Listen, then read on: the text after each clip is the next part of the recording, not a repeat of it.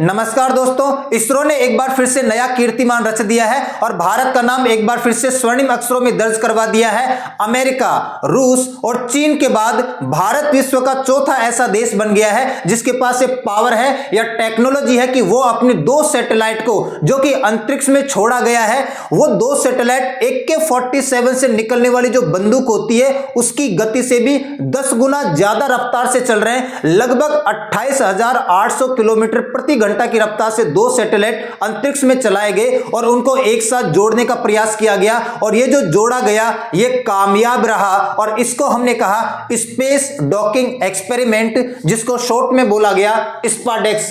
Space docking experiment जिसको short में स्पाडेक्स बोला गया। इसरो ने एक सक्सेसफुल मिशन अभी इसको अकम्प्लिश कर दिया है, उपलब्धि हासिल कर ली है। चौथा देश भारत बना है विश्व का जिसके पास से टेक्नोलॉजी ऑफ पावर है कि वो अपने 2 सैटेलाइट को अंतरिक्ष के अंदर छोड़कर उनको एक साथ ज्वाइंट कर सकता है, जोड़ के एक सैटेलाइट का रूप दे सकता है, उनको एक ऑब्जेक्ट के रूप में चला सकता है। पहले ये पावर अमेरिका के पास, चीन के पास और रूस के पास हुआ करती थी। अब भारत विश्व का चौथा देश बन गया है। इस बात को समझने का और जानने का प्रयास करते हैं। सबसे पहले मैं आपको बता दूं कि विश्व का पहला देश बना अमेरिका। अमेरिका की जो स्पेस एजेंसी है नासा, उसने कारनामा किया था 1966 में। अमेरिका ने जेमिनी 8 नाम के एक सैटेलाइट को एक टारगेट एजेंट से जोड़ने का प्रयास किया था। यह कारनामा 1966 में अमेरिका ने किया था और इसमें तो एक क्रू मेंबर भी हुआ करता था, नील आर्मस्ट्रॉन्ग इसमें बैठे हुए थे। इसको इससे जोड़ने का प्रयास किया था 1966 में अमेरिका ने विद क्रू मेंबर के साथ एक सैटेलाइट को दूसरे सैटेलाइट से 1966 में अमेरिका ने जोड़ा था। यह वही टाइम है जब अमेरिका के बीच में और यूएसएसआर के बीच में सैटेलाइट यानी अंतरिक्ष में होड़ मची हुई है और डिफेंस के मामले में होड़ मची हुई है। 1966 में के बाद 1967 में यूएसएसआर विश्व का दूसरा देश बना जिसने 1967 में कारनामा करके दिखाया। लगभग 1 साल बाद यूएसएसआर ने कोसमोस 186 और कोसमोस 188 नाम के 2 सैटेलाइट को अंतरिक्ष में ले जाकर जोड़ा था। इसमें कोई क्रू मेंबर नहीं था, ये केवल दोनों खाली सैटेलाइट हुआ करते थे। और 2011 में चाइना विश्व का तीसरा देश बना जिसके पास एक टेक्नोलॉजी आई या ये कारनामा करके दिखाया। चाइना ने अपने 2 सैटेलाइटों, एक तो सेंजाओ 8 और टेंगियोंग 1, इन दोनों को जोड़ा गया 2011 में और सक्सेसफुल अकम्प्लिश किया गया। अब बात आती है हमारी, हम दुनिया के चौथे देश बन चुके हैं। अच्छा, इसमें भी क्रू मेंबर नहीं था। अमेरिका ने जो 1966 में किया उसमें विद क्रू मेंबर किया था। यूएसएसआर ने 1967 में किया, उसमें क्रू मेंबर नहीं था। ये जो चाइना ने 2011 में किया इसमें क्रू मेंबर नहीं था और ये जो हमने किया है ना, इसमें भी कोई क्रू मेंबर नहीं है, ये केवल खाली सैटेलाइट है। इस बात का आपको ध्यान रखना है।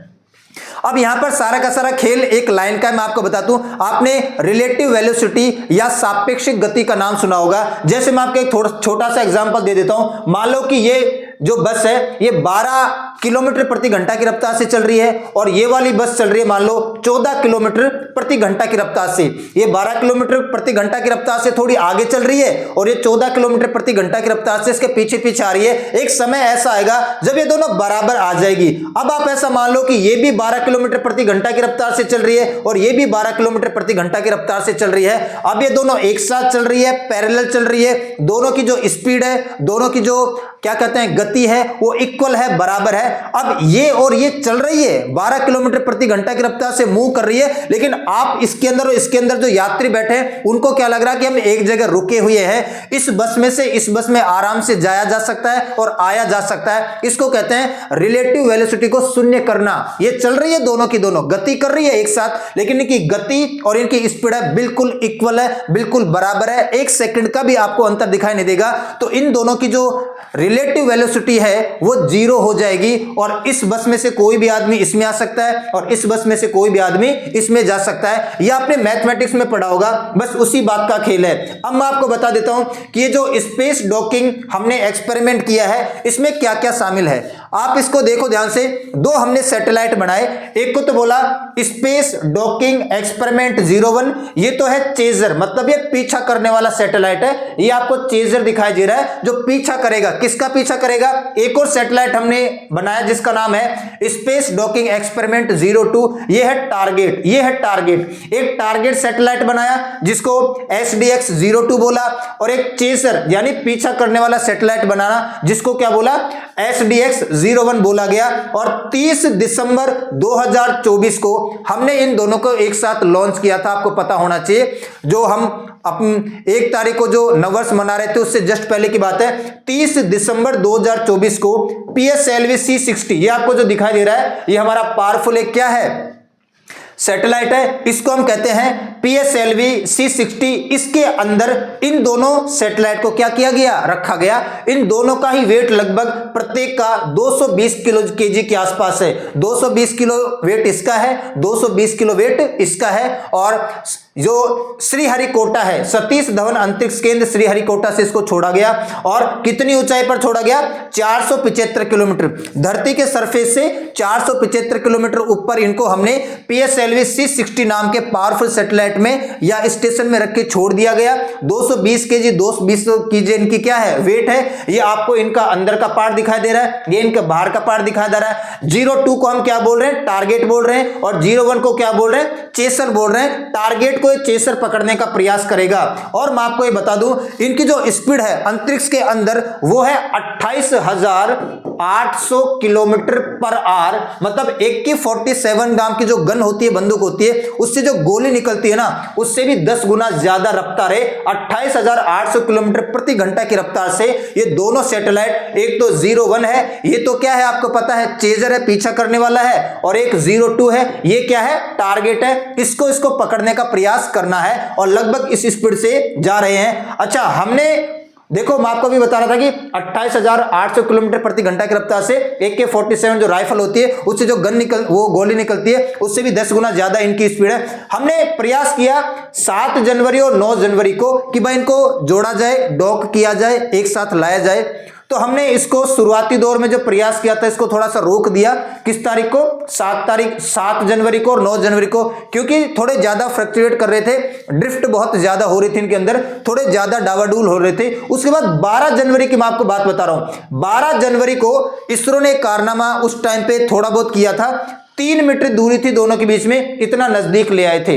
ये जो दोनों हैं, इन दोनों के बीच में 3 मीटर दूरी बची थी, तो इन दोनों को 12 जनवरी को 3 मीटर बीच की दूरी बची है, इतना नजदीक ले आया था इसरो। ये वाला तो उन्होंने 12 जनवरी को कर दिया था कि बस 3 मीटर दूरी बची है और बिल्कुल नजदीक आ चुके हैं, इनकी स्पीड लगभग बराबर चल रही है। फिर इनको थोड़ा चलने दिया गया और अभी 16 तारीख को मैं आपको बता रहा हूं, ये जो कल 16 तारीख थी, 16 तारीख को इसरो ने कारनामा करके दिखाया है कि ये जो हमने चेजर भेजा था, यहां पर आपको दिख भी रहा है, यहां पर तो आपको SDX-01 दिख रहा है, ये तो क्या है, चेजर है, और यहां पर SDX-02 दिख रहा है, ये क्या है, टारगेट है। तो 12 जनवरी को तो लगभग 3 मीटर दूरी इनके बीच में करती थी, और 16 जनवरी को अभी कल इसरो ने ये एक्सपेरिमेंट सक्सेसफुल कर लिया कि हमने इन दोनों को बिल्कुल ज्वाइंट कर दिया है, जोड़ दिया है।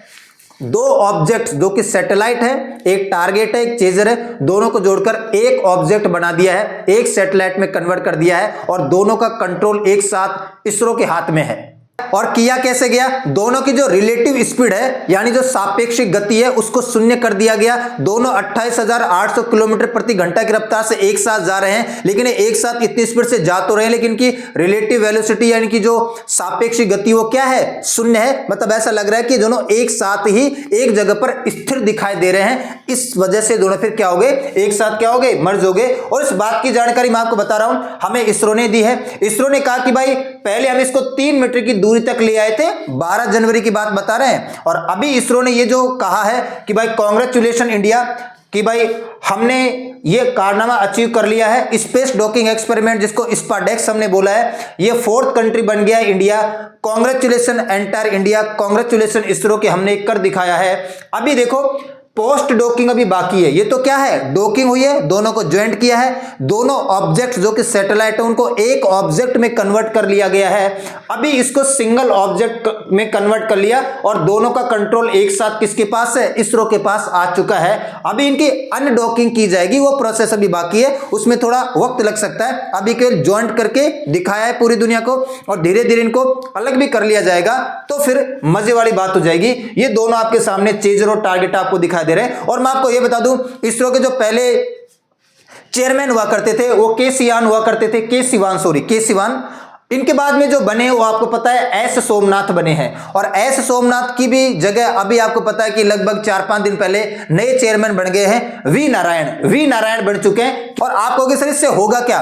भारत का नाम पूरी दुनिया में रोशन होगा, भारत का नाम, भारत की सॉफ्ट पावर, स्पेस के अंदर भारत ने जो छलांग लगाई है उसको पूरी दुनिया जानेगी। भविष्य में बड़े बड़े प्रोजेक्ट मिलेंगे, इसके माध्यम से दुनिया में हमारा विश्वास बढ़ेगा, और इसके माध्यम से इसरो बड़ी कमाई भी करेगा, मोटी रकम की कमाई करेगा जैसे नासा करता है। पहले हम ऑलरेडी बड़े पैमाने पर कमाई कर रहे हैं, हम और ज्यादा कमाई करेंगे।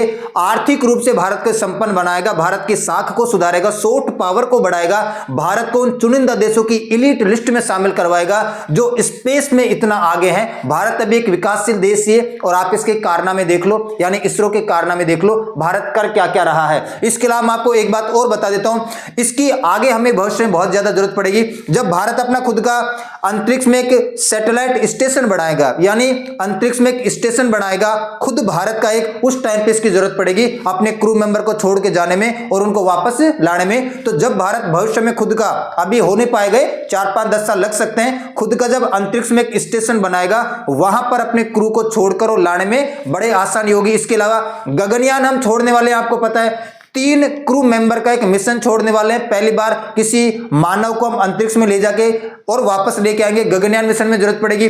चंद्रयान का हम अगला वर्जन छोड़ने वाले हैं, इसमें इसकी जरूरत पड़ेगी। तो आप ये कह सकते हैं कि इसरो है ना, उसके कारनामे गजब के हैं जो हमें दिखाई दे रहे हैं। और मैं आपको बता दूं, हम जो मिशन छोड़ते हैं ना, उनकी लागत नाममात्र के बराबर होती है। ये जो स्पाडेक्स नाम का स्पेस डॉकिंग मिशन हमने अभी सक्सेसफुली लॉन्च किया है या सफल हो गए, इसकी कॉस्ट है 370 करोड़, चंद्रयान प्रथम की कॉस्ट है 386 करोड़, चंद्रयान 2 की कॉस्ट है 978 करोड़, और चंद्रयान 3 मिशन की लागत है 613 करोड़, और एक मंगलयान भी तो छोड़ा था, उसकी कॉस्ट थी 450 करोड़। तो अब आप देख लो, मंगलयान की कॉस्ट 450 करोड़, अगर आप तीनों चंद्रयान मिशनों को जोड़ भी दो ना तो भी लगभग 2000 करोड़ भी नहीं बनते हैं। ये इतने कॉस्ट इफेक्टिव मिशन हम लॉन्च करते हैं और सक्सेसफुल प्राप्ति करते हैं। इसका मतलब है कि दुनिया में हमारा भरोसा बढ़ेगा।